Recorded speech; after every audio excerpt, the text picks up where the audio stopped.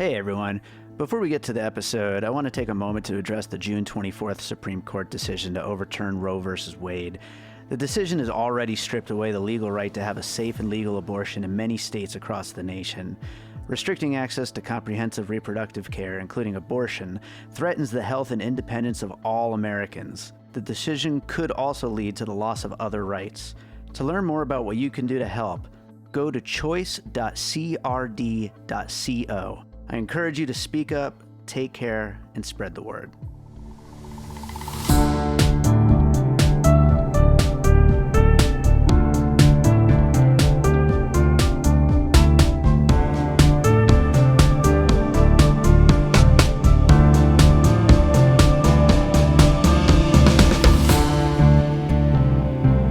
All right, welcome to another episode of Piecing It Together, the podcast where we take a look at a new movie and try to figure out what movies inspired it.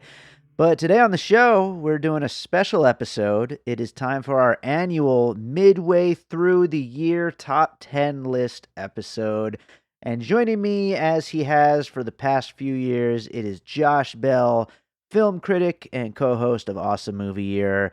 We are each going to share our top 10s, a couple honorable mentions, talk about some picks from the Popcorn and Puzzle Pieces Facebook group, which, if you're not a member of that group, you should join that group. It's facebook.com/group/piecingpod. Just check the show notes. It's in there.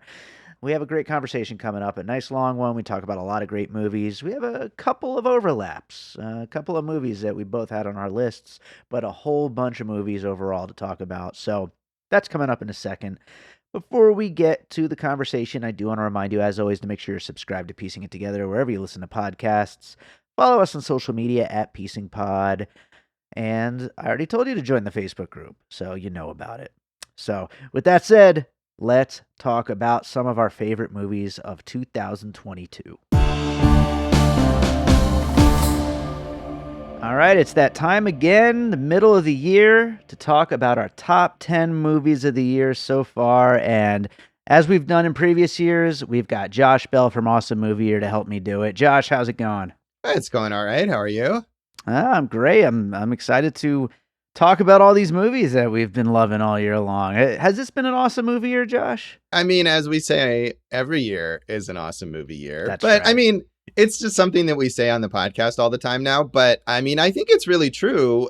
You can always find something good. You know, Yeah. There's plenty of times when I might complain or people complain like, oh, there's been nothing good this year. There was nothing good this year. But the sheer volume of movies means that if you look hard enough, you'll find something that you like. Yeah. I mean, I think we can look at, well, what were the big movies, the movies that everyone paid attention to, and say like, oh, maybe that wasn't great this year. But no, there's always good stuff. I definitely did not have trouble finding some things to talk about on this episode. I mean, I always keep like a running list, and I had 10 on that list a month or two ago. So I think, yeah, there's been some awesome movies, and hopefully there will be some more coming up. Yeah, absolutely. And I find, like, spoiler alert for my list, but I found that this year I'm liking a lot more of like the populist, like just big blockbustery type movies. And that's a good thing. I mean, theaters are back, quote unquote. It's like, it's good to see these movies doing well for the most part. A couple of them haven't done as well as maybe were expected, but people are watching all these movies. And so hopefully that means we'll see lots more good movies coming soon, I think. Yeah, hopefully so. I mean, I think we're still at the point where the ones that are successful are just those ones on that really big blockbuster level, and other movies, for the most part, are still kind of struggling in theaters. But yeah, it's always nice if something that's hugely popular you can actually enjoy. Yeah, absolutely. And by the way, this weekend that we're recording this, I think the top 5 movies all made over $15 million. That's a good sign. Yeah, and that also means probably that there's some, slightly less gigantic movies that were making some decent money. So that's, Sure. That's something that's good to see. Absolutely. Well, let's start getting into our list here, and then we'll get some honorable mentions at the end. I also have some recommendations from the Popcorn and Puzzle Pieces group, which we'll talk about at the end as well. But let's start off. What is your number 10? Well, my number 10 pick is a movie that really I think has gone under the radar, that kind of went under my radar as well, but that really impressed me, especially with its acting. It's a film called All My Puny Sorrows, based on a novel by Miriam Toews. I'm sure I'm probably mispronouncing her name. That was a pretty highly acclaimed book, I think, a few years ago.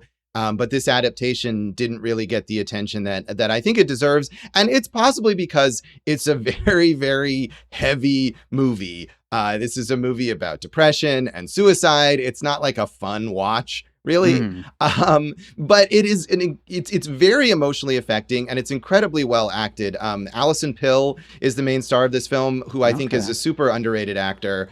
And Sarah Gadon, or Gadon, again, I'm going to mispronounce all sorts of people's names here, who's also very good and also, I think, underrated, less famous than Alison Pill. And they play this pair of sisters who come from a Mennonite community in Canada. It's a Canadian film, and grew up sort of in the shadow of their troubled father's suicide when they were young.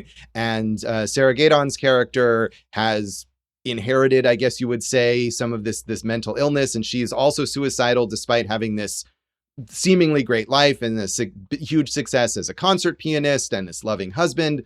And so the movie is really about the relationship between these two sisters, where the one sister, Sarah Gadon's character, at the beginning of the movie has a suicide attempt, and Alison Pill's character comes in to town, to their hometown where they grew up, and is trying to help this sister. And she's dealing with her own issues. She's going through a divorce and trying to parent her teenage daughter.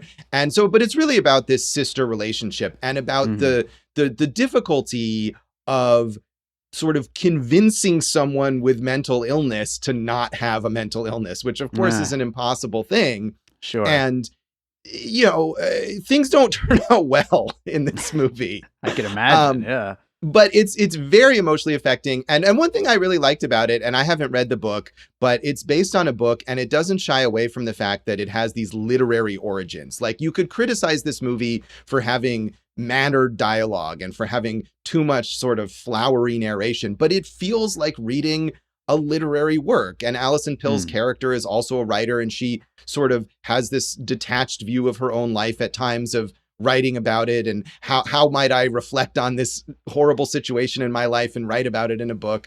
So it's a tough watch, but I think it's very good. I believe it's out for like VOD rental right now, All My Puny Sorrows. Yeah, it sounds great. Sounds heavy, of course, but it sounds really good. And yeah, I really like Alison Pill. I'm going to have to check that out. I had not heard of it at all, so I'm glad you brought that one up. My number 10, a little bit more lowbrow than that pick. I told you when we recorded our Beavis and Butthead Do the Universe episode, this might sneak in, and it sure did. Number 10, Beavis and Butthead Do the Universe, out now on Paramount Plus. I haven't laughed at a movie like this all year, I don't think, and that deserves a spot for, if nothing else, that, this top 10 is going to be coming out before our Beavis and Butthead episode, but I do mention on there that, yes, it's basically just a 90-minute episode of the show, but it's a really, really good episode of the show, and I had so much fun with it, so many great laughs. I think it updates the formula just enough to, be a thing in 2022 without it just feeling like lazy or rehashed or anything like that. I think it absolutely deserves to exist as its own movie, and I think it's such an easy recommend. Like, there's some movies that are going to be on our lists that are like, it's great, but it might not be for everybody. I feel like you could just put this on and have a great time. I mean, I had fun with it too, as we talked about in our episode. It definitely isn't a top 10 movie for me. Sure. But I love Beavis and Butthead. As I also said on there, I was a huge fan when I was a teenager, and I was happy to see them return. I did feel like it was so much like a long episode that I wanted a little more out of it. But certainly, if you're a fan of Beavis and Butthead, you're going to enjoy this. I don't know obviously, if you don't like Beavis and Butthead, you wouldn't enjoy this, but there's a whole generation of people who probably are not even familiar with Beavis and Butthead, and I don't know how this would be as an introduction per se. I'd be curious. Yeah. I feel like there's enough like ridiculous funny in it that, like, I think young people would probably get it. I hope so. I can't say I can't detach from my own familiarity with it and love Sure. for it. But yeah, it's a lot. It's certainly a lot of fun.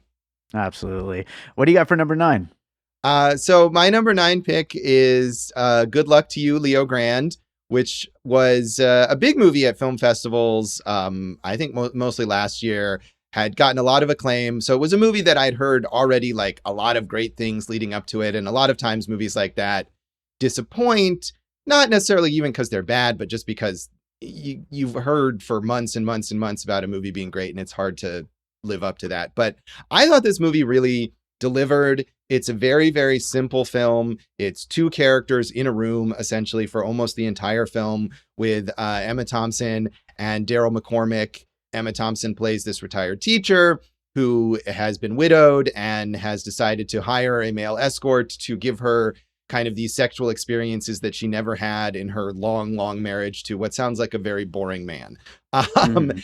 And there is sex and nudity eventually in this film. Although one of the things that I thought was impressive was the way that the director, Sophie Hyde, kind of cuts away from these things and almost builds like anticipation, like she's not arousing the audience per se, but Uh-huh. really getting you primed for this. And it's a big release at the end of the film when you finally see all this stuff. But it's Sure. not so much about that as it's about emotional connection between these two characters, and especially about Emma Thompson's character kind of finding herself and her sexuality and her confidence, and realizing that she not wasted her life, but never really asserted herself in a way that she should have or was able to in all Mhm. those years of her marriage. So Emma Thompson is just fantastic in this movie. And I realize it's sadly it's not eligible for Oscars in the way that these things work right now. But it is eligible for Emmys. So hopefully she'll get some kind of awards attention, because I think she just gives one of the best performances of the year in this movie. And it's also funny. I mean, it's not, I was just talking about this, suicide movie, and there's some serious stuff in here, but it's not like a heavy, difficult watch. Yeah. It's very sex positive and exuberant about these people having a connection and discovering each other. So it's on Hulu right now, which is why it can't get an Oscar. Good luck to you, Leo Grand. Yeah, I haven't seen it yet, but I've heard nothing but good things about it, and it's definitely the kind of story that, we don't really get enough of, and so, it sounds great, and I'm looking forward to watching it. My number 9 is Turning Red, Pixar's Turning Red, from Domi Shi, about a little girl who, when unchecked, her emotions turn her into a giant red panda. Just a great coming of age movie, really deals with teenage awkwardness so well. There's so much fun that comes from the early 2000s setting with the boy bands, and all the characters are really fun. I think of the recent Pixar films, it's probably my favorite of, like, I think we've gotten 4 since the, pandemic era, and unfortunately this was one of the ones that just went straight to streaming, which happened to all of them except for Lightyear, and we probably could have traded any of them for Lightyear, really. Yeah. But yeah, I mean, there's just so much fun in this movie, and the characters are so great. I think the character of Abby is one of the funniest things to come out of a Pixar movie lately, and I think it's just a great, fun movie with representation of different characters that you normally wouldn't see getting movies made about them. Yeah, I also love this movie, and I will bring it up later. Awesome, great. Well, what do you have for 8? So my number 8 film is Duel by Riley Stearns, who is I feel like has become one of my favorite filmmakers. This is his third film, and he's just weird. Yes. But in a, I mean, I feel like in a kind of an accessible way. I don't know if this film is more or less accessible than his previous films. It has more of a sort of big sci-fi concept. It does take place in this either future or kind of alternate world in which people can be cloned in Mhm. order to people who are terminally ill can clone themselves, or not even terminally ill, even just suicidal, or for any reason. It seems like if you're gonna check out, you can clone yourself to provide a new self for your friends and family to not be too upset about your death. And which was the exact same concept as a movie from last year with Mahershala Ali. and whose name just suddenly has escaped me, but I was forgot actually quite about good. that movie. Yeah, I never did get around to seeing that. It was good. Swan Song is what it was Swan called. Song, yeah. And that was a very serious movie. And this movie is a comedy, although it's a very dark, dry comedy. And Karen Gillan is really, really good as the main character who discovers that she has this terminal illness and decides, sort of really without thinking it through, to clone herself. Yeah. And then just as quickly discovers that her illness has mysteriously gone into remission and she is not going to die. And the other weird thing about this future world is that two identical people cannot exist. And so if this situation arises, they have to fight each other to the death. And so she is preparing herself for that. Aaron Paul plays this trainer who tries to help her prepare to kill her clone.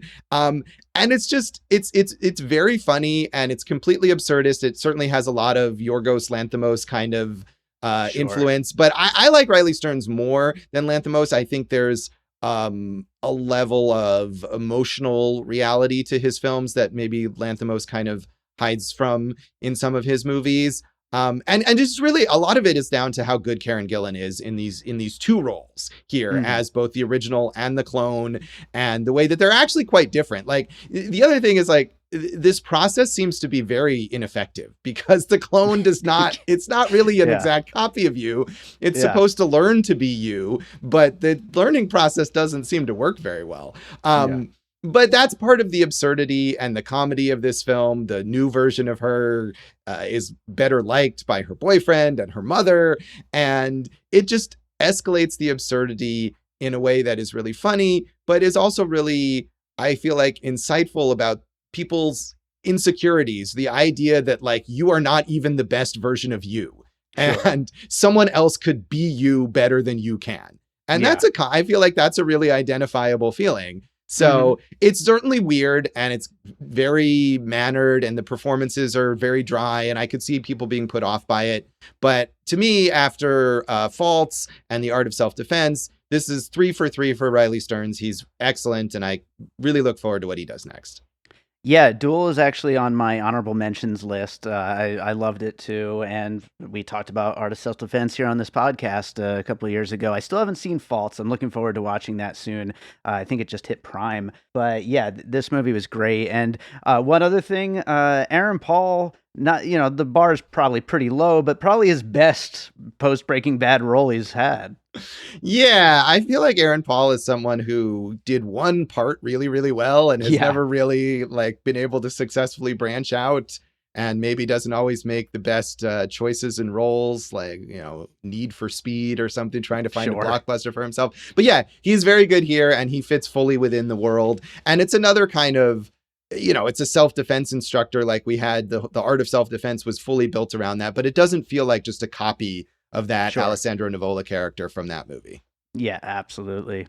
So my number 8 is RRR from S.S. Rajamouli, the Indian film that a lot of like the film Twitter world has gone nuts for, and rightfully so. It's freaking great. It's completely insane and over the top and ridiculous. It just goes so far over the top that animals are being used as like weapons and people are fighting piggyback on each other and 1 man versus 100 men and just all kinds of crazy stuff happening. And then of course we got dance sequences and music and all the things that you would normally associate with those kind of films. There's also a great central bromance between these two guys that as they, come together, then break apart and become enemies and then come together again. There's just a great story here. It's way too long. That would be like one thing that I would kind of put against it. I think it could have been cut down quite a bit, but it's still so much fun. And, as somebody who loves things like Shoot 'em Up or Speed Racer or like these kinds of just really as far over the top as you can get action movies, this really foots that bill really well. Yeah, I haven't seen it, and it's certainly been a sensation. And it's interesting to see that it's become a sensation because, it is a huge hit in India, but it's only one of like many, many, many, many huge blockbusters that India has all the time. and Sure. that never break through here really in This the US. director's last two were probably two of the bigger ones that have broken through. So it's like this director seems to keep breaking through here. Right, right. But it is interesting to me that for whatever reason, this one has become the sensation that has reached beyond. And I haven't seen this film, nor have I seen any of those Indian, kind of blockbuster mainstream type films. Any Indian films I've seen are smaller independent films. So Mhm. I'm totally unfamiliar with this world. But I'm curious to see this film. I've held off because I don't know. Did you see it in a theater? I actually saw it on an airplane of all places. Oh, wow. Okay. Yeah. And did you watch it on Netflix? Yes. Okay, because I know the Netflix, for whatever reason, the version that they have is not in the original language. It's dubbed into Hindi, and then we would watch it with English subtitles. So there's sort of Sure. like a double distance. And Yeah, I was that's hoping, interesting.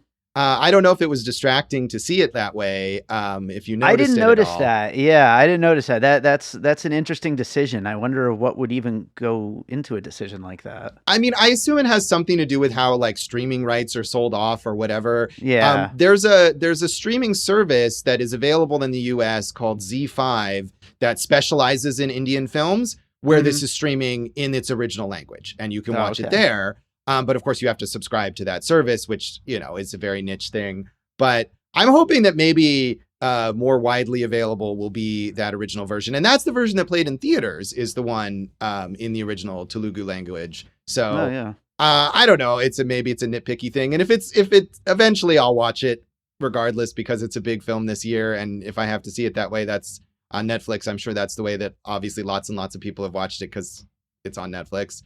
Yeah. But yeah, I'm curious about that and this whole phenomenon. And I remember years ago talking to you about this, and I don't know if this is true anymore. You said, does your dad go see a lot of these Indian films in the theater? He did, like, pre-pandemic. He used to go to these once in a while, and he still watches them on Netflix. I'll be sitting there at Wax Tracks, and all of a sudden I'll just hear all kinds of crazy action and Bollywood music playing and stuff like that. I'll be like, "What are you watching over there?" Yeah, he still watches some of this stuff. Yeah. So I mean, did he have like I feel like he's weirdly, has a knowledge base about these kinds of films that we probably don't. I should have covered this movie and had him on. Yeah, there you go.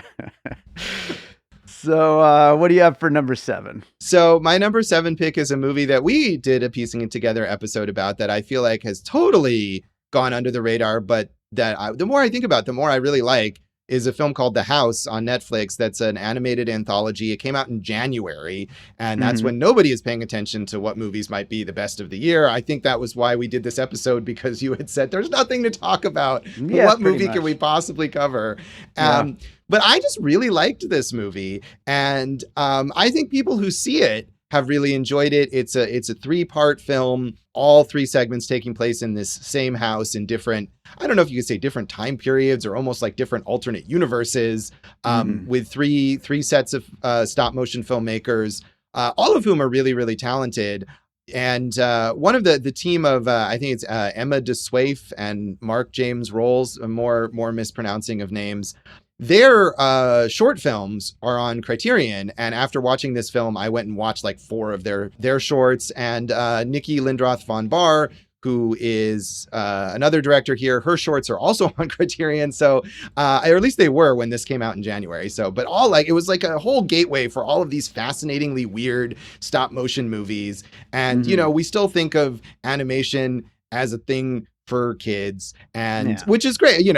Turning Red is fantastic, and like I said, I'll have that later. This is not a movie for kids. It's disturbing, it's weird, but it's also funny. It's so incredibly creative. You can just watch this movie. You could watch this movie with the sound off and just marvel at what these people have created painstakingly, frame by frame. But you should put the sound on, because it's great, and it's got dark humor. It's got the first segment is honestly maybe the best horror movie of the year.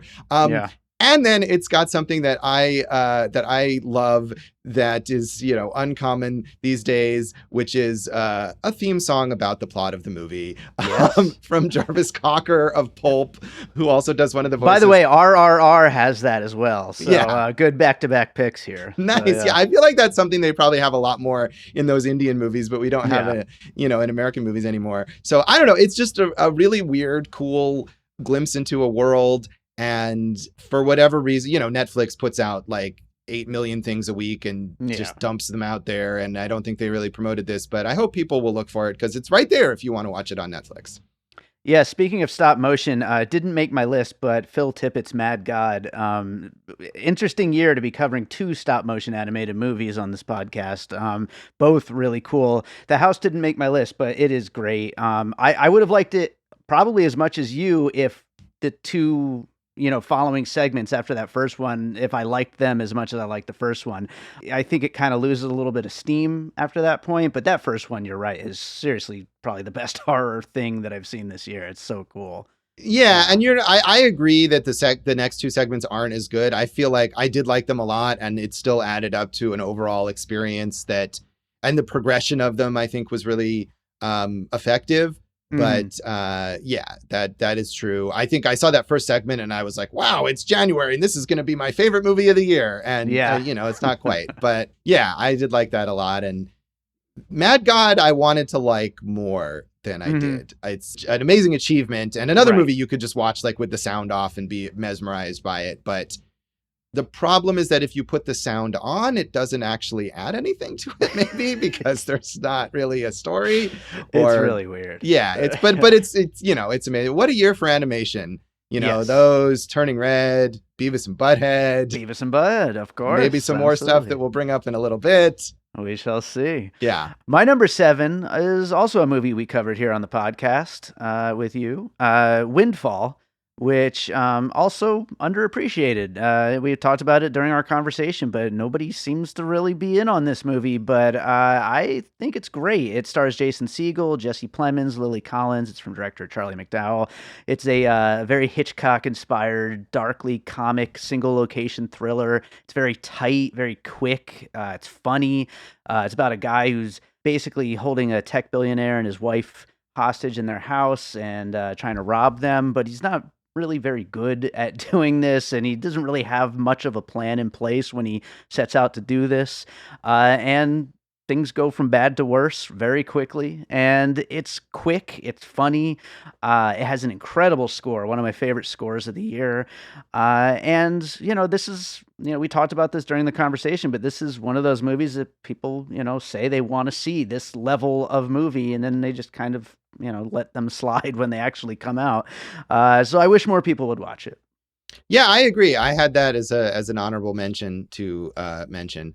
And I liked it a lot, as we talked about on our episode. And it was a movie that not a lot of people are seeing, partially because of the whole Netflix thing, but partially maybe because the reviews for it were not all that good.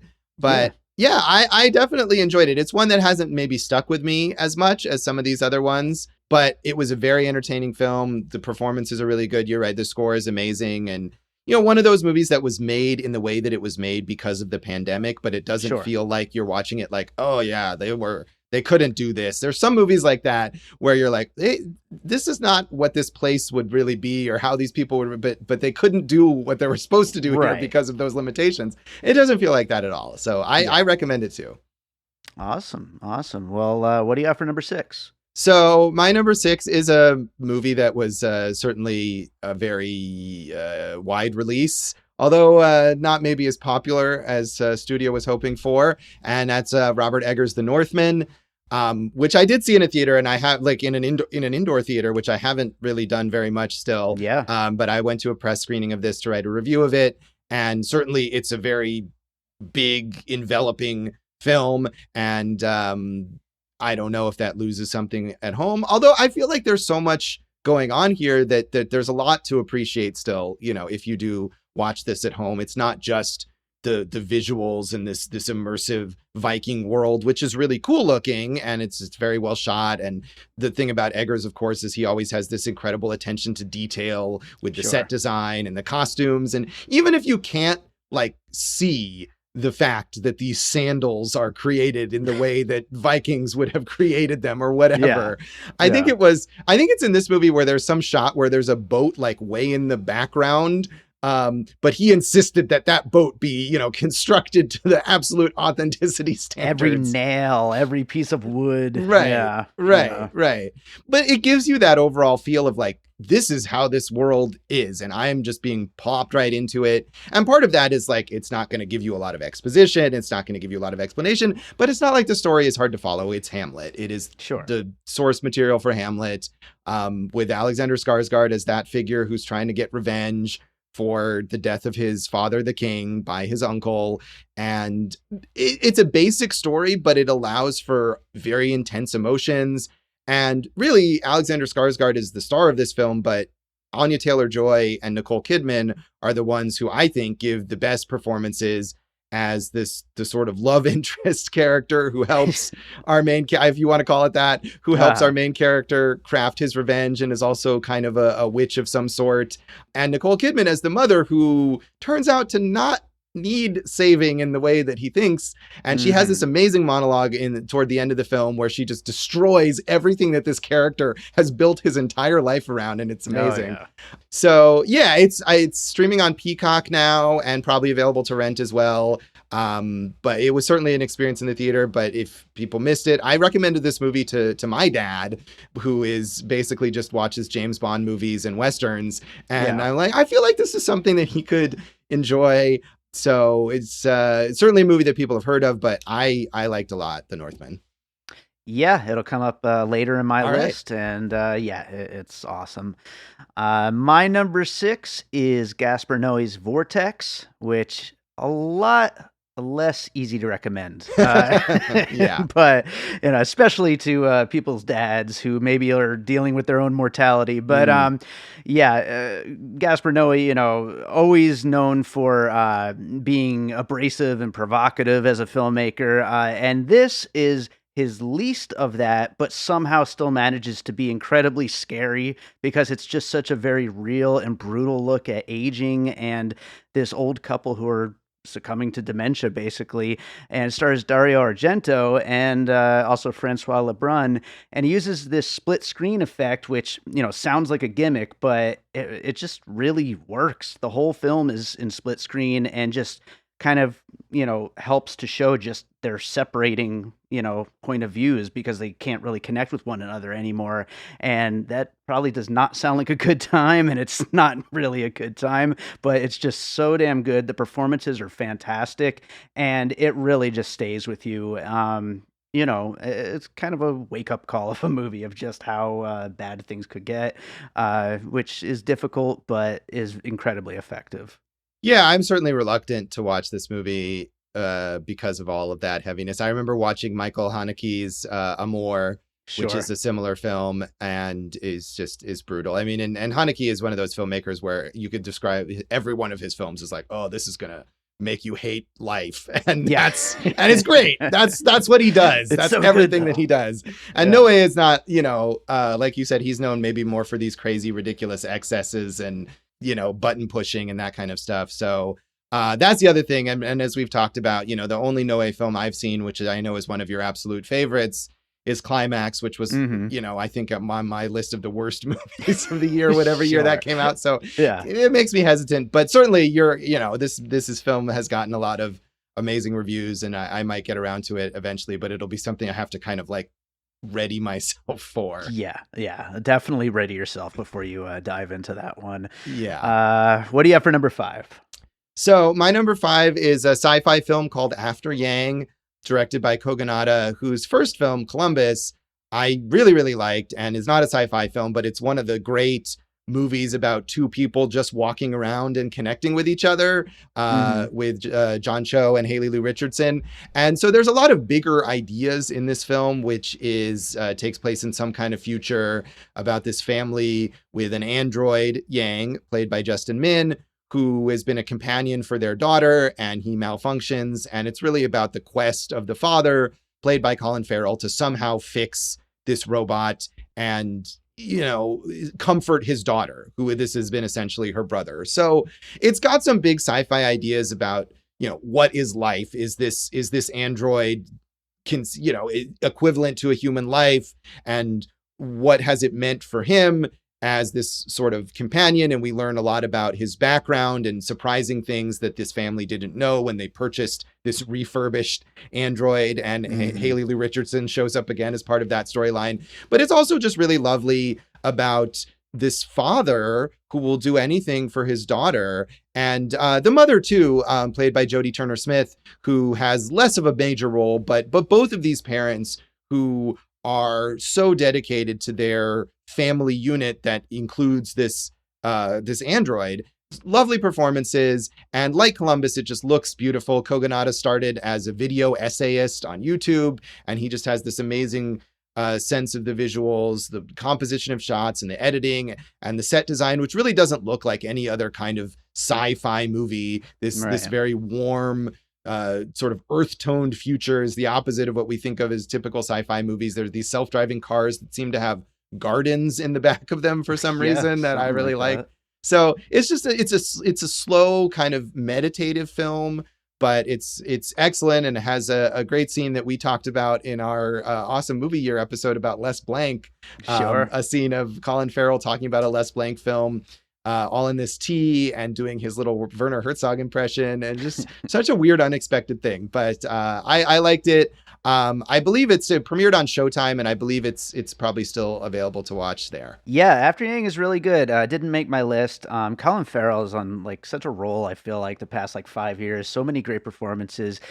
This is a movie that I feel like if I ever revisit, I'll probably like even more the next time, but it's definitely one that leaves you questioning, everything that's going on in it. And I haven't quite figured it out yet, but I think eventually maybe I will. Yeah, that's fair. Not as deep, but my number 5 is, so this one is kind of my Godzilla vs. Kong in a way of this year, in that I can't separate it from the theatrical experience of seeing it, it's Jackass Forever. If I tell you, Josh, how much fun I had sitting in an audience full of people watching this movie, after all the many delays since, it was originally going to come out, a couple of years ago, the Jackass movies are a lot of fun if you're into that kind of thing. I'm not sure. Are you a Jackass fan? No, I despise Jackass. You hate it. But I'm now in the minority. The thing about Jackass is it's gone out on this weird journey to now being critically beloved. Yeah, I know. Absolutely. And it really is probably the best one of the bunch. And, again, part of that may be the experience. It was an extremely cathartic thing to just be sitting there with people just laughing their asses off at this movie. And that made it just so much fun. It's hard to, say where it fits in with other movies with stories and performances and whatnot, but it's just so much fun. I haven't watched the 4.5 that for whatever reason came out on Netflix instead of Paramount. I will never understand that whole there's situation. some deal. I think Netflix has all the 0.5 ones, but not the actual main movies. Bizarre. Absolutely weird. But I've heard that it's actually really great too if you're, into this kind of thing. So you should not watch it. But other people listening, go watch 4.5. I'm going to one of these days. Yeah, like I said, this is one of these kinds of things that is just I loathe this. One of my worst theatrical experiences was seeing, I can't remember if this is the second or third Jackass movie that I felt obligated to see for review purposes or whatever. And I've avoided, I from the beginning, when this was an MTV series, I probably saw a couple segments and it was just this is 100% not my thing. Sure, I can't deal with the gross out element of it. And I hate pranks. Pranks to me are the absolute worst form of comedy. I really just find pranks reprehensible. Everything about Jackass, I find I don't mind Johnny Knoxville. I've seen him as an actor and some stuff, and he's perfectly fine. But this is one of those things where I can just categorize it as absolutely not for me. There's no way I'm going to appreciate it, but I'm glad that people are having a nice time with it. Yes, absolutely. What do you got for number 4? So my number 4 is Turning Red, the Pixar film, which of course you just brought up, and I agree with everything that you say about that. And what I've loved, I think what is disappointing about Lightyear, but what was great about the 3 previous Pixar movies that that Disney just threw on Disney Plus and didn't give a chance to get into theaters, is that these movies are really personal, that it takes, hundreds and hundreds of people to make these animated films, but yet there's this vision of a filmmaker that comes through. And that's more the case in this even than in like Luca and Soul, where I think there's a lot of it as well. But Domi Shi brings so much personality to this film, and it's so obviously influenced by her own background, her own interests. And I think that's part of what makes this movie a great coming of age story. It doesn't try to be everything to everyone and then come off as generic, is that you can sense the passion about boy bands and, the cultural background that she came from. And it's very Canadian. I loved that about it as well. And I've never even been to Canada, but, you got the real sense of like Toronto in here and all of that. And then the characters are just so much fun. As you said, not only the main character, but Maylin, but also all of her friends. And it's really the distinctive family members. And of course, it's Pixar, so it's gorgeous. I mean, the design is beautiful. The panda looks like, there's a running gag where one of the friends just wants to like kind of hug and pet the panda at all times. Yeah. And you can like feel how that would be if the way that this movie is designed. So this is one of those movies that just watching it the whole time, it was just like pure joy. So I know, it's on Disney Plus. I'm sure many, many, many, many people have watched it, even though it didn't come into theaters. But I don't know if you thought for some reason that this wasn't for you or you're off of Pixar movies, like watch Turning Red. It's so good.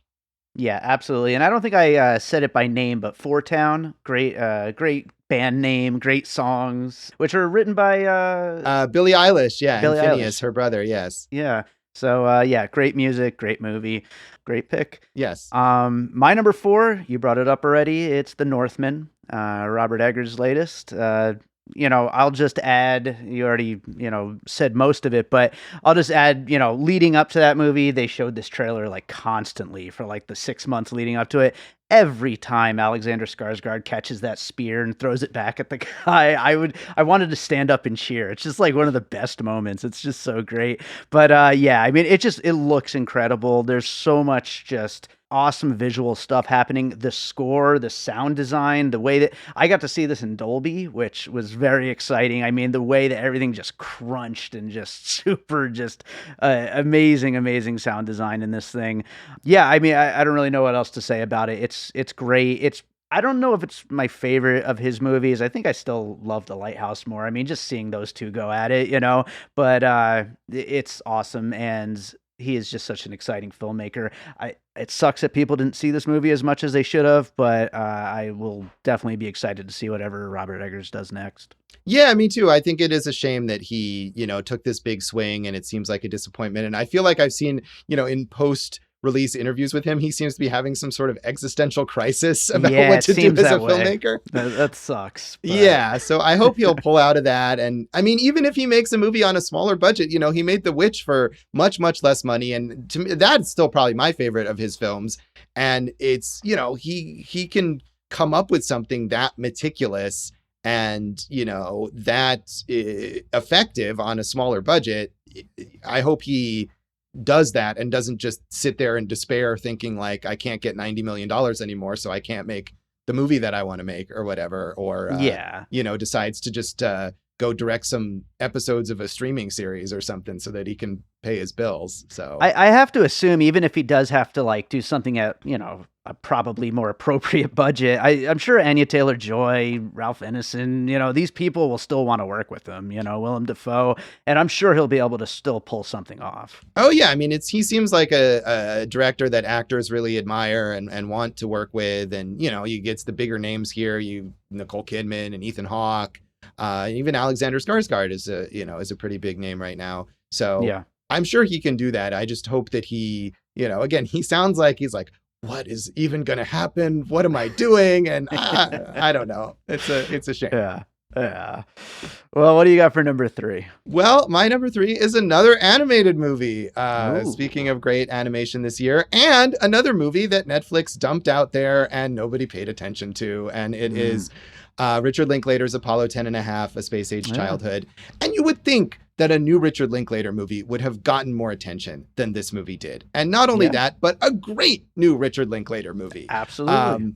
A rotoscope animated film that, takes the style that he previously used in Waking Life and in A Scanner Darkly, and also another movie that is heavily inspired by his own upbringing, his own childhood, previously Dazed and Confused and Everybody Wants Some, movies that were also heavily inspired by his own experiences. This could easily be the first sort of part of that trilogy, taking place, with him as at a younger age, all about growing up in Texas in the 1960s, in sort of the shadow of the space program.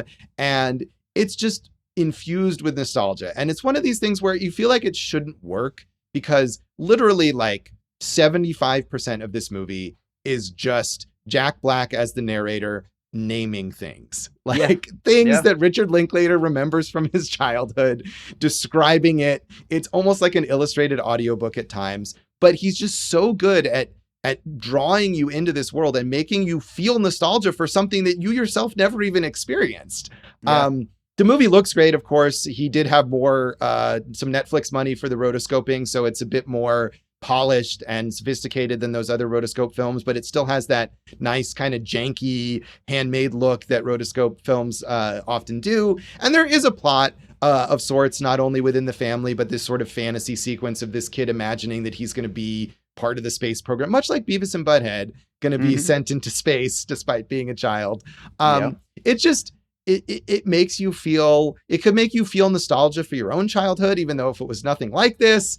I just loved this film, and I think it's as good as any of those other great Richard Linklater kind of emotional journey films, whether it's Dazed and Confused or Everybody Wants Some or Boyhood or the Before films. Maybe not quite as, I love the Before films so much, but it certainly fits in there. And I think people just didn't even know that it was out there. So it is on Netflix, and watch it. Yeah, it didn't make my top 10, but it's in my top 20. It's great, and we covered it with Jason Harris here on Piecing It Together. And I think Jack Black deserves a lot of credit. I mean, he does a great job. I mean, the whole movie is him doing the narration, and he does a great job. It's like the whole Wonder Years type thing, but it's just it's a really fun movie and a really great idea for a movie, to be able to reminisce back at that. And I love, one thing that I really loved about this, I mentioned it on our episode, is the rotoscope recreations of like the old commercials and stuff like that, which is all part of that whole reminiscing. But I just think that that's just really cool. I would watch another 30 minutes of those. They're just so cool to see. Absolutely. Yeah, I think that's the power of this film, that even though it's just like Jack Black saying, and then we watched this commercial, and then we watched this show, and then we played this board game, and you're like, what next? What did you do next? Oh my God, it's amazing. Absolutely. I'll go to my number 3, which is a movie that feels like it was made just for me and a lot of other people out there who are like me, who love Nicolas Cage. It's The Unbearable Weight of Massive Talent from director Tom Gormican. This idea of a movie about Nicolas Cage playing himself, down on his luck, his career is in shambles, and he gets a call from this rich guy who wants him to come to his party, and then it all basically turns into kind of adaptation style, its own kind of action movie that it's not really supposed to be from the beginning, but then it gets there. It really could have went bad. It could have been super cheesy, super corny, not funny at all, just like a lot of Nicolas Cage's direct-to-video movies of the last 10 years. Everything about it, I think, works really well. It's just a really fun celebration of not just Nick Cage, but of those kind of action movies. Of, his friendship with Pedro Pascal is a celebration of dudes who love to hang out and watch those kind of movies, and back to it being a celebration of Nicolas Cage. It really treats him with that reverence, and it gets it. It gets what's funny about him, but what's also awesome about him. And it's not like shitting on him, but it's also not shying away from the fact that, yes, he's made a lot of bad movies over the last 10 to 15 years, but it balances all of that so well. Yeah, I like this movie too. It's not on my top 10 list, but I had a lot of fun with it. And I do love that it's a celebration of being a fan of something. Yep. of Pedro Pascal. Like part of the journey of that character is he's like all shy about how much he loves Nicolas Cage, and he learns to be proud of how much he loves Nicolas Yeah. Cage, and that's a Yeah. great thing. And I definitely love this resurgence of Nicolas Cage. And you're right that he's made a lot of bad direct video movies, some of which I've seen. But unlike a lot of these stars who are hard up for money for whatever reason and take a lot of these roles in bad movies, Nicolas Cage is always giving, even in the worst of those movies, he's always giving his all. You can tell that he's really thought about what is this character and what is my approach to this character, even if the writing is terrible. Yeah. And I certainly appreciate that. I love the renewed attention on him.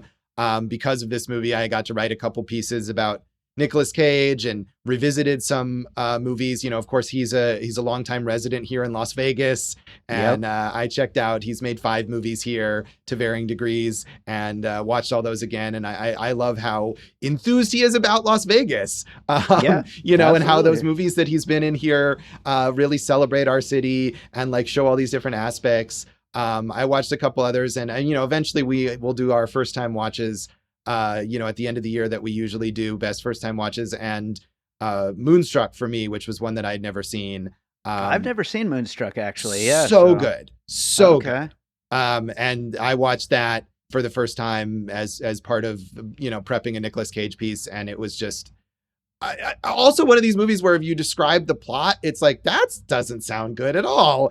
And just him and Cher and Danny Aiello and the way it's written and directed, it just comes together so beautifully. I would recommend watching Moonstruck. I will get to that before our first time watches episode. I'm going to definitely watch that. What do you have for your number 2? So my number 2 is a movie that I watched last night. Nice. That I went and rented at a Redbox kiosk outside Albertsons. I love last minute editions. This watched is exciting. last night, but it's a movie that I watched it last night because I'd been wanting to watch it for months. And that I was highly, highly anticipating. It's Ty West's film X.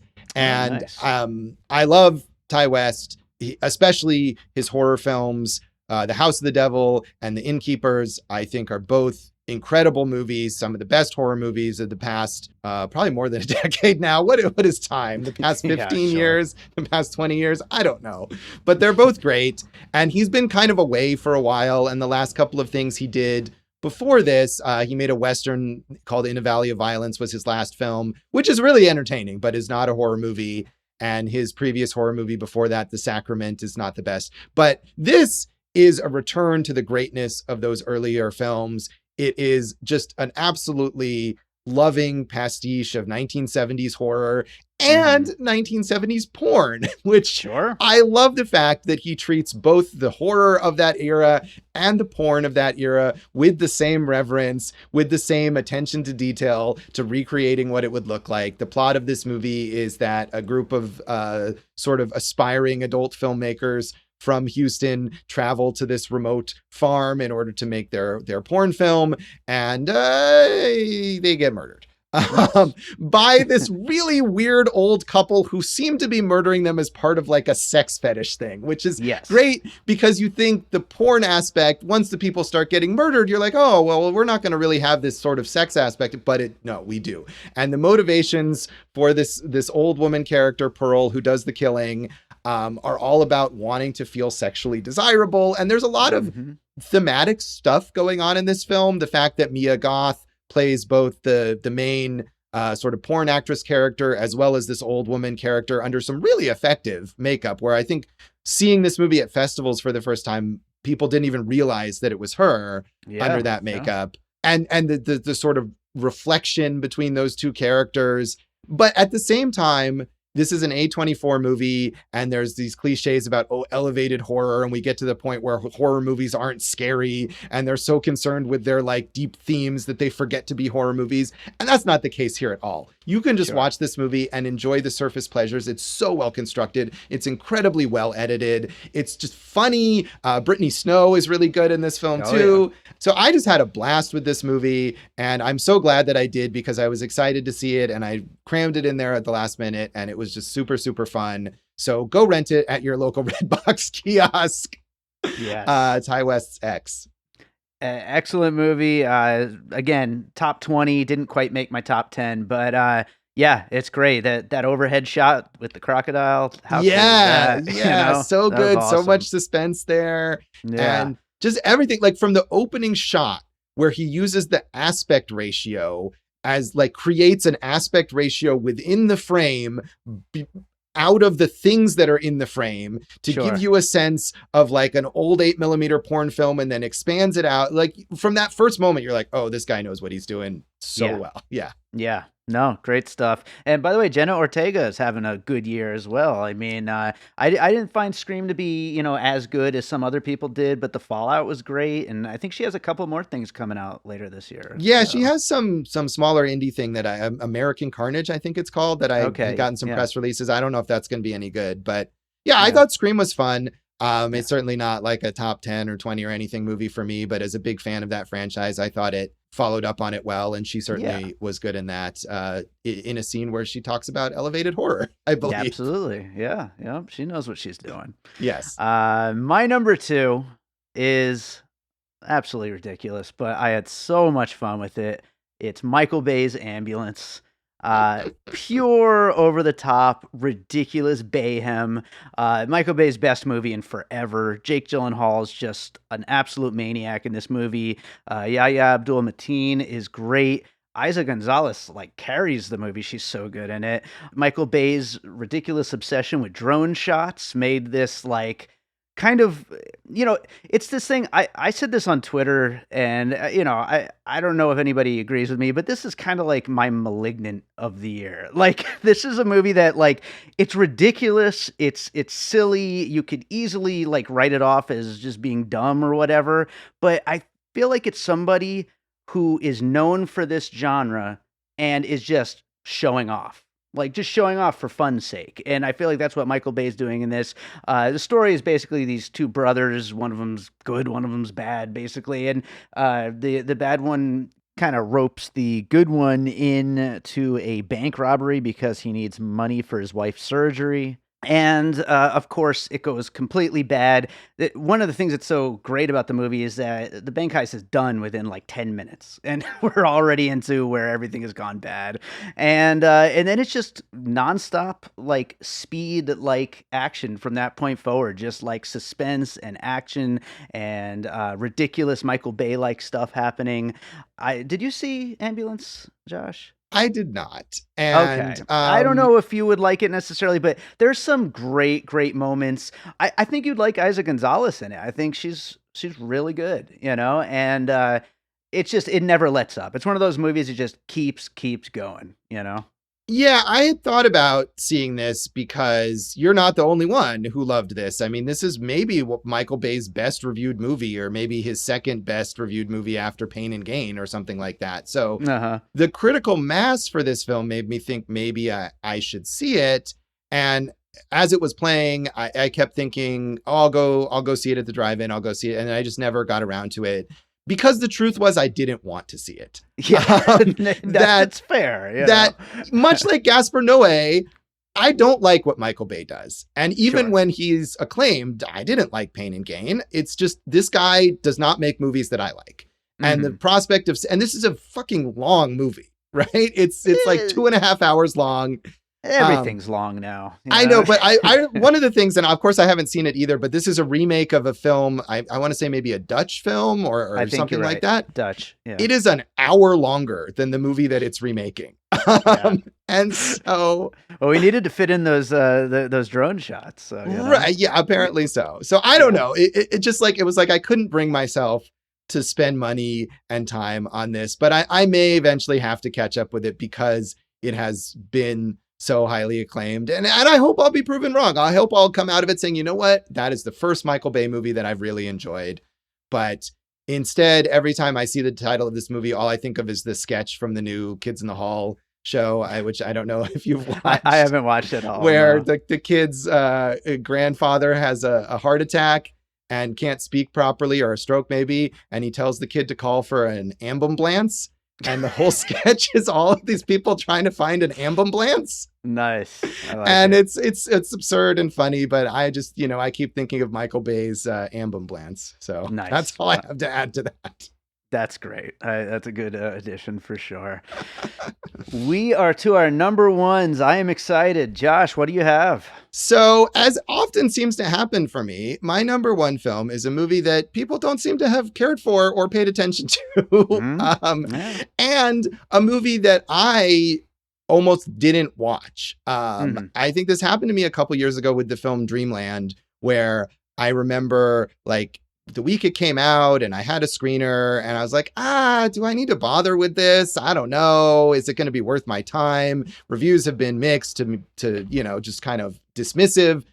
I guess I'll watch it. And that was my number one movie that year. And currently my number one movie this year is a film called Mothering Sunday that came out in some theaters February or March, maybe. Yeah. I think so. Nobody cared.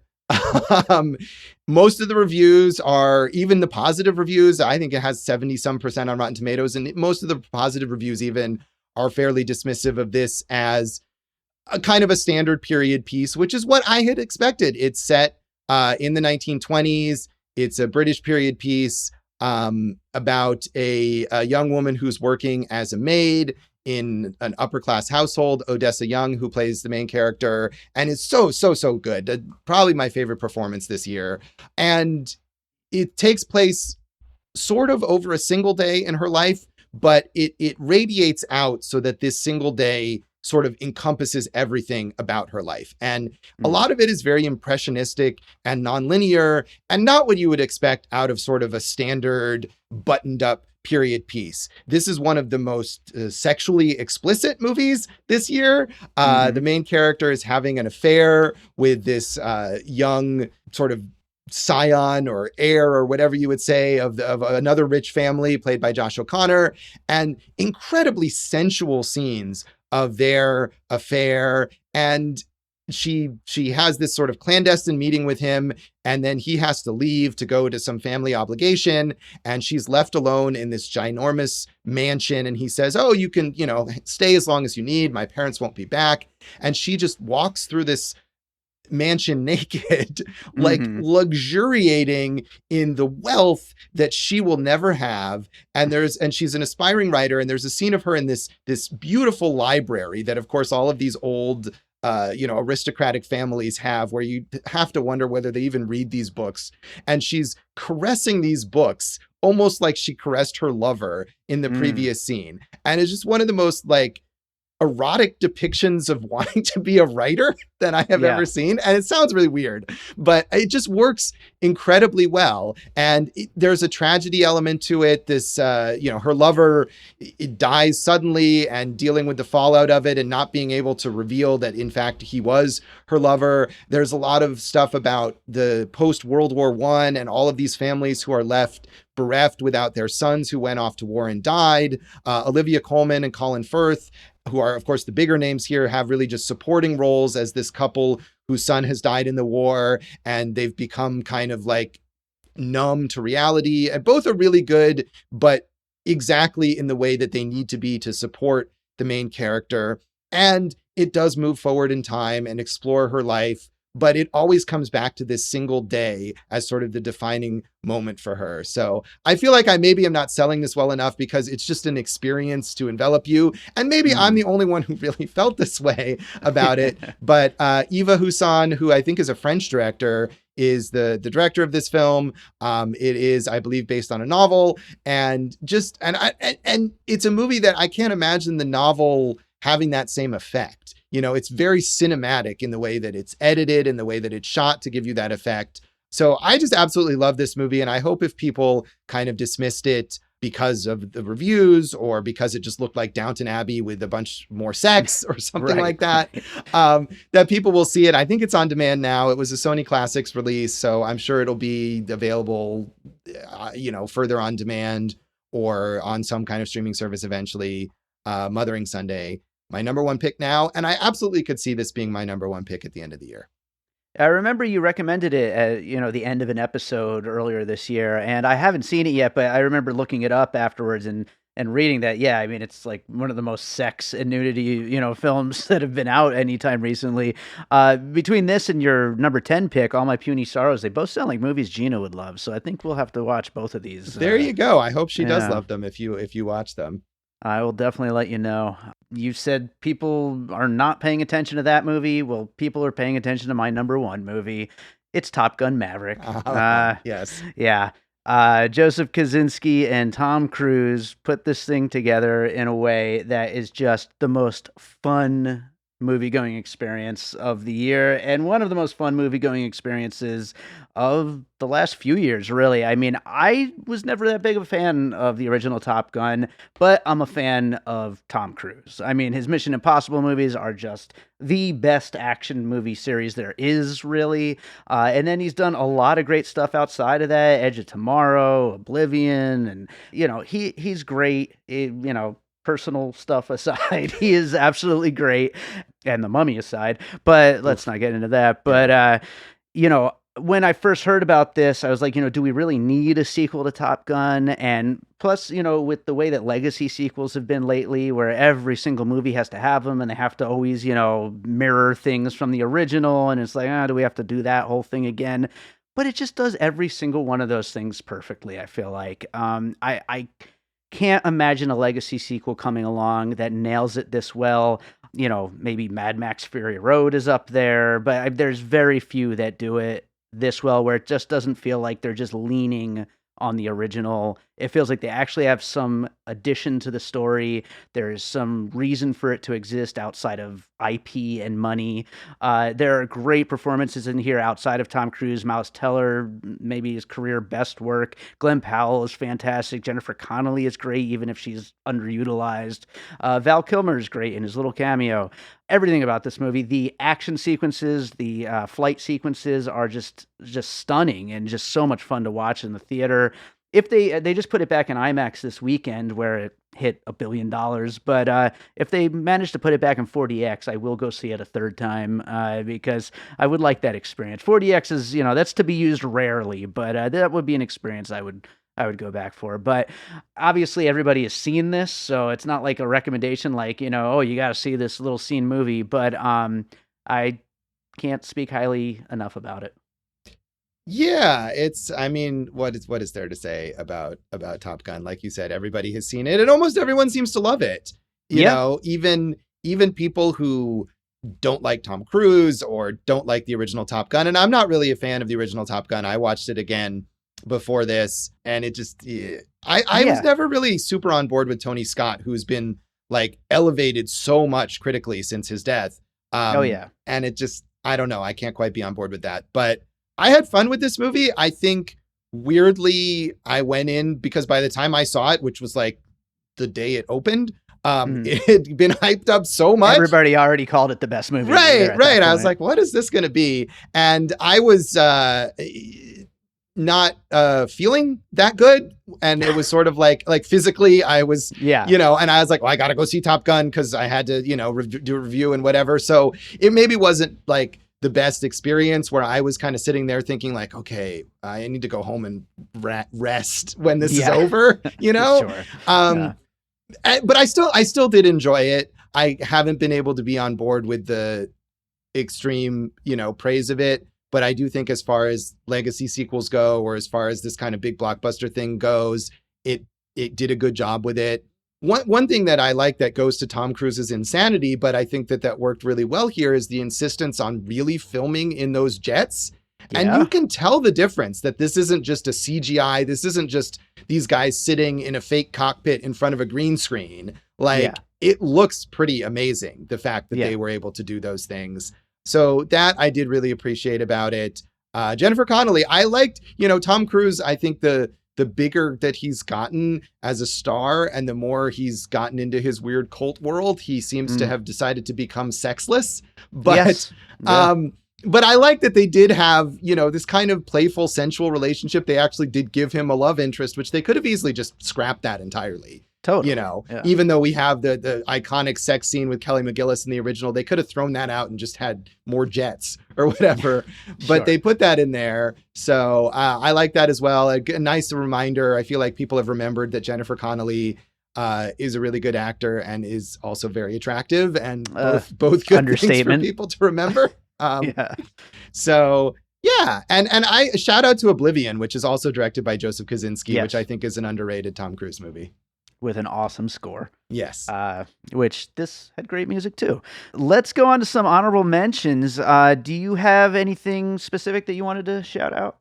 Well, we already talked about Windfall. That was one of my mentions, and the other one is actually something that you did bring up briefly as well, which is The Fallout with Jenna Mhm. Ortega. That's another movie from early in the year that seemed to be kind of forgotten. It was sort of big at festivals, and HBO Max picked it up and then threw it out there on HBO Max, and it didn't get a lot of attention. But I think, sadly, with the more, the school shootings that we've had this year, this is a film that's still very timely.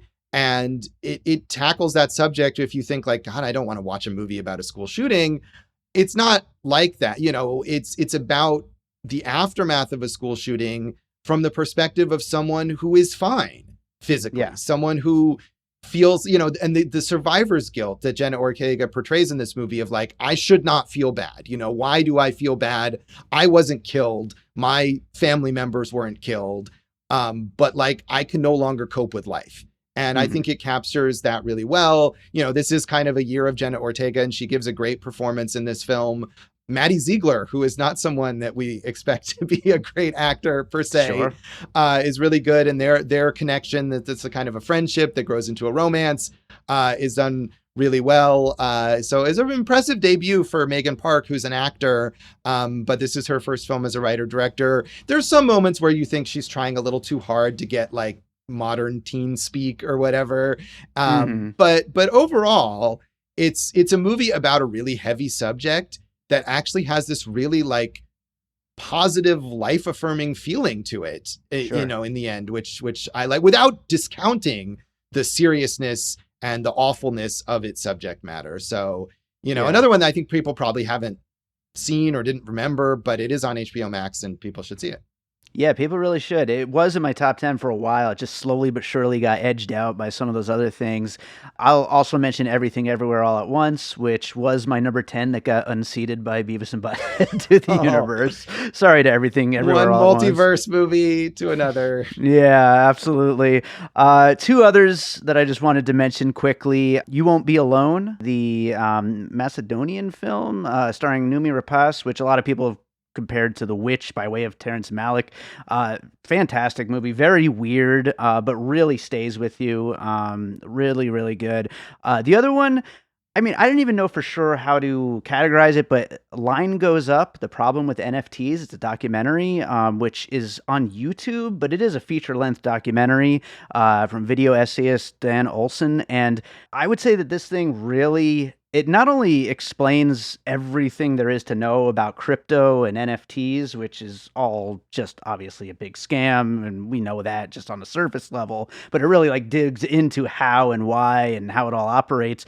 But really just everything with all scams and everything that's multi-level and everything with stock market things and housing crisis and everything where people are scammed out of money. It gets it all in there, and it does it in such an easy to follow way that you really like walk away like, oh wow, okay, I get it all now. And so I think it's an important movie that people should watch. All right, cool. Yeah. Yeah, I may have heard of it because you mentioned it, but otherwise, not something that I would have been familiar with at all. And I still haven't seen Everything Everywhere All at Once because, it's been so successful that it's just been in theaters, and I remain reluctant to go to those indoor theaters, and it didn't play at the drive-in, sadly. So I didn't get to see it there. But it is coming out to watch at home, and I certainly will catch up with it because it's, one of the biggest sensations of the year. And I hope it will be good. It's something that's so heavily hyped again for so long. Seems like inevitably it'll be somehow disappointing, even if I like it.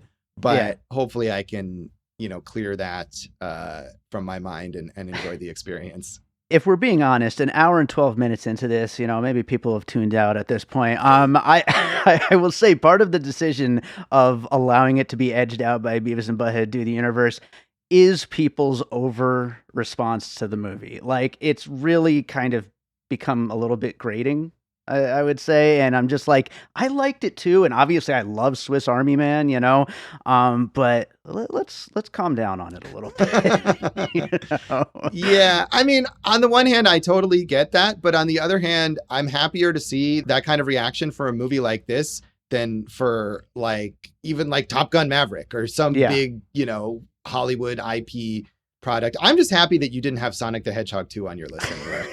Didn't even make my top 20 this year, but still good. It's been a good Oof. year, Oh, There's a lot of good no. movies. It's bad. Oh, well, let's see if there's some bad ones in our popcorn and puzzle pieces recommendations. Starting off with Chad Clinton Freeman.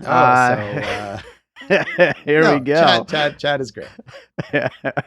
Dash Cam, which I want to watch. Like, I like the idea of it, but it just sounds so off-putting to spend 90 minutes with an anti-vaxxer in a, talking to the camera kind of a movie. But I don't know. It just sounds like an awful experience. But it actually came up a couple of times. Also, Paul Hibbard brought it up. Did you see it? No, I did like the Rob Savage's previous film Host, which was Yeah. also sort of a pandemic thing that I thought was really effective. Dashcam seems extremely polarizing. It's a very love or hate thing. And it is interesting that, because it's not just an anti-vax character. I think he recruited like an actual anti-vax YouTuber to play I guess essentially you need herself. that authenticity, right? Right, So- but that's questionable. So I'm curious, but no, I haven't watched it. He also brought up The Scary of 61st, which I heard is just terrible. I mean, that what is Chad? What conspiracy rabbit holes is Chad going down? Because that's another one that I don't want to know. is Dasha Nekrasova, who is from Las Vegas. Yeah, by the way, yeah. Las Vegas Academy graduate Dasha Nekrasova, but who is known as being part of that sort of dirtbag left podcast world, which seems like quite adjacent to the actual just right wing. And the premise of that movie is, deliberately tasteless and button pushing. The idea that this character moves into Jeffrey Epstein's old apartment that's haunted by his victims. And, she's talking about sexually explicit. There's characters masturbating to pictures of Prince Andrew in this film. And it's trying so hard to offend you. Yeah, and it's just kind of pathetic after a while. And also it's like that it poorly acted. And it's shot on film, and she's clearly trying to evoke kind of the 70s paranoia thrillers or whatever, and just not really succeeding at it, I don't think. Well, Chad also brought up RRR, so good one on that, Chad. Sure. Yeah. Let's go to a couple of other recommendations. Crimes of the Future came up from both Paul Hibbard and Arthur Wellen. I haven't gotten to watch this yet. I was going to try to watch it before today, but did you see Crimes of the Future? No, this is another one that it's only been in theaters and not at the drive-in, so I haven't had a chance, but it didn't do much business in theaters. I think it's available to watch at home. Yeah. At a premium right now, and I'm sure it'll be available, more accessibly soon. I love David Cronenberg, so I'm very excited to see it. Joe Cox brought up The Batman, which neither of us brought up. It's all right. That's fine. Yeah. Paul Hibbard brought up X. That's awesome. Joe Black brought up Death on the Nile, which, I don't know. I haven't seen it yet, so I can't really say. It's bad. I'm sorry. All respect to Joe Black, because he does not care about what anyone else thinks, and his choices are always, I could not predict them. So way to go, Joe Black. But Death on the Nile. He also brought up Downton Abbey, A New Era, which I wouldn't have expected that from him, but it just hit Peacock, so I'm going to watch it this week. So. Yeah, I mean, if you like Downton Abbey, it's just more of that. Yeah. It's fine. Was that it from Joe Black? I feel like there should be more weird out of left field choices from him. Ambulance, but I already had that on my list. So so Paul Allen Dixon brought up Everything Everywhere All at Once. Matt Shore brought up Top Gun Maverick. We talked about those, and The Northman. So I mean that's basically it then. Seems like a lot of the same movies coming up, but it's been an interesting conversation, Josh. A lot of really good stuff. I definitely want to check out those two that I mentioned from your list that I haven't seen, and you probably should not watch the Gaspar Noé movies. So I might, between that and Ambulance, I might have my resolve worn down and feel like at the end of the year when there's awards to vote on and whatever, I have to watch those movies. But there's so many movies. There's Yeah. so many, and obviously like there's a whole list of movies that I wish I could have watched in time for this. Like I watched X at the last minute, and those two are just not on it. Yeah. Yeah. For sure. Well, Josh, why don't you tell people what's going on over on Awesome Movie Year? Well, we have just are about to start or have just started, depending on when this is coming out, our new season on the films of 1992. So that's a lot of cool stuff for us to look forward to. We've talked about the 90s a bunch on Awesome Movie Year, and it's a formative time for us, Jason Harris and I, as film fans, and I think for you too, Dave. So it's always cool to revisit stuff that we loved, as teenagers, and also to discover new stuff. So that's going to be fun. And we've gotten a ton of great feedback from listeners and in the Popcorn and Puzzle Pieces group about movies that people love from the 90s. Or from 1992 specifically. So hopefully we'll get to some of those soon. And people will be excited about that. You can check out awesomemovieyear.com and Awesome Movie Year on Facebook and Instagram, and Awesome Movie Pod on Twitter for all of our stuff, our episodes and our polls and all of that. And we hope people will give us some good feedback. Awesome. And where can people find you? Well, you can find me at joshbellhateseverything.com, which the last post on there is probably last year's top 10 list, but there's some stuff there. At Josh Bell Hates Everything on Facebook, and at Signal Bleed on Twitter. And if you are here in Las Vegas, you can catch my reviews on KTNV Channel 13 on the 11 a.m. Friday newscasts every week, and on the various highway radio stations in multiple states. Awesome. Well, Josh, as I already mentioned, you'll be back with us for the Beavis and Butthead Do the Universe episode, but I always enjoy having you on the show, so I am looking forward to the next time we'll record another one. I look forward to it too. I'm Josh Bell. And I'm Jason Harris, and we co-host a podcast called Awesome Movie Year. Each season, we take a look back at an awesome year for movies, which is every year. We deep dive into these specific years, and we pick out why they were such great years for films. We go over the biggest hits, the biggest flops, the best picture, some personal picks, some cult classics. Years we've covered in past seasons include 1994, 2003, 1977, and 1984, and we've got all of film history to look forward to. So check us out at awesomemovieyear.com or wherever you listen to podcasts. All right, so I hope you enjoyed that conversation about our favorite movies so far in 2022. Thanks to Josh Bell for joining me on that one. And make sure to check out Awesome Movie Year. The season 12 on the films of 1992 is starting. And man, we've got a lot of great episodes coming your way. So check out Awesome Movie Year wherever it is you listen to Piecing It Together. And while you're at it, make sure you're subscribed to Piecing It Together. And if you like what we do, make sure to rate us and review us. 5 stars would be very nice. You could also follow us on social media at Piecing Pod. Join the Facebook group Popcorn and Puzzle Pieces. And don't forget about our Produced by David Rosen Patreon, where I post bonus and advanced content from Piecing It Together, Awesome Movie Year, and from my music career. And, this is as good a time as any to mention, I got COVID today at the time of this recording. I don't know when or where, but I made it through the entirety of the, initial pandemic, the lockdown, and then into all of 2021, got married, went on a honeymoon, went on a trip to New York, went on various vacations. I managed to avoid it 27 months, and today I've got it. I don't feel good. So, luckily, as far as this podcast is concerned, I've got this episode. I'm posting it tomorrow at the time of recording, and then I already have Fridays and the following Monday's episode, and by then I'm sure I'll be fine. I'll be recording more episodes, but if not, I got a few other episodes in the can, so we'll throw those out there and get them in a little early just to kind of give me a little buffer. But if I'm feeling better in hopefully 5, 7, 10 days, we'll get some more episodes going. Everybody, mask up, get vaccinated, the whole thing, Although, look at me. So, speaking of the pandemic and COVID and all that stuff, during the pandemic, I made and released a new album that was self-titled called David Rosen. And even though the album's called David Rosen, the title track isn't called David Rosen. This is like I've seen bands do this before, where there's like a track that's intended to be the title track, even though it's not the title track.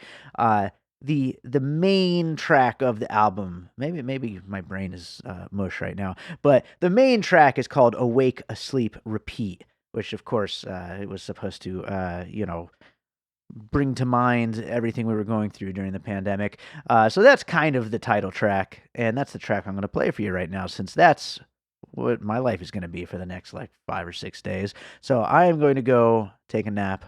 Hope you enjoy Awake, Asleep, Repeat. The album David Rosen is available anywhere you can find music, and we'll be back with more Piecing It Together later this week.